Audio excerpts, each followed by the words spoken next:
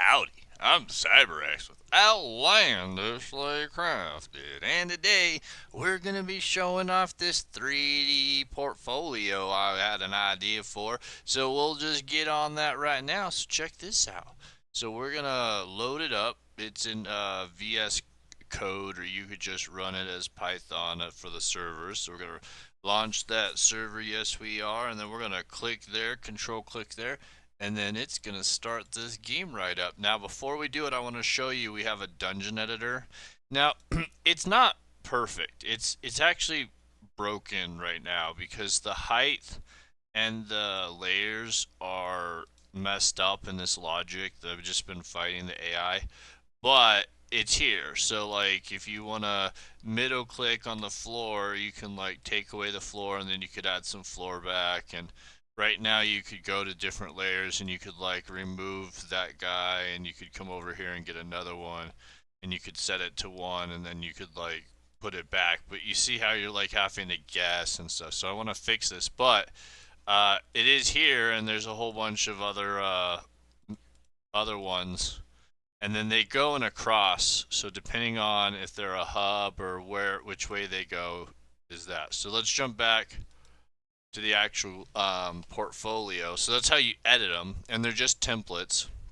And then in the actual portfolio, it's a 3D actual environment, and you can see here's the lights and here's the hallways and the technology, and these are supposed to be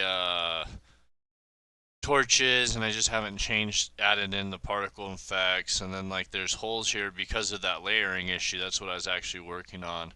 But you can see how it's really cool that you can add in your own textures and your own stuff, design your own just little levels. The performance isn't great right now, I think mainly because I have these YouTube HTML viewers that I was going to have videos play on for the portfolios, and the performance and loading on them is horrible. And so like there's places that you look at and they're just ridiculously poor. But I think it's kind of a cool start, and I'd really like to have like the block bench or Minecrafty models where I could go somewhere and load them in and then see them like hovering with a hologram or something in a corner. I think that'd be a really good. Yeah, you can see how it just like totally locked up there as it went to load and fail. So I'm going to remove these and put them in 3D space and change how they're working. But uh yeah, this is a cool little portfolio concept that I wanted to come up with. It just runs on a web page, and it feels really heavy right now. I think mainly just because I've added in a lot of these things that need to be compressed, and then just like better performance on how it handles them. But it's not too shabby. I think there's even like a render distance option. I'm not sure if it's actually like functional or anything, but pretty cool. So check it out. I'm gonna put it on the GitHub. There should be a link somewhere for it.